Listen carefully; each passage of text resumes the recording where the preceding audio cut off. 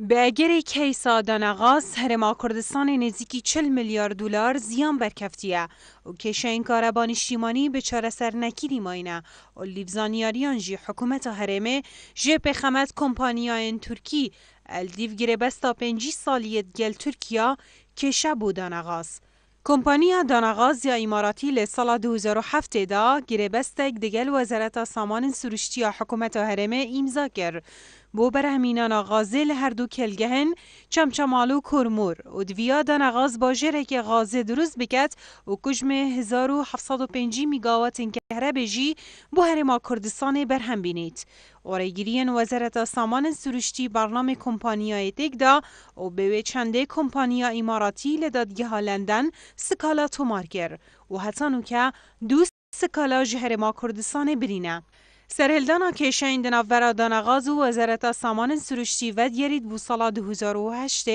لدمه گو دانغاز 20 ساده پشکن خوفه روتینه دو کمپانیایان و هرواسان الدیوگیره بستا دانغاز و حکومت هرمه بدوی وزارت سامان سروشتی ماده کندنس کو ماده که جنفت باشتره بدت دانغاز و کمپانیا خوب فروشید. بله وزارت سامان سروشتی پابند نبو به خاله و کمپانیا نچار کرد گو به ریاس کالای و زیانن به اگر نداناوی ماده برای دادگه به 2 جار پتری پاره جه حکومت ورگیرید. اوله هیوابوری جی وزارت سامان سروشتی دسکاله که دا کجمه 121 میلیون دلار برانبری کمپانیا دانغاز خسارت بویا.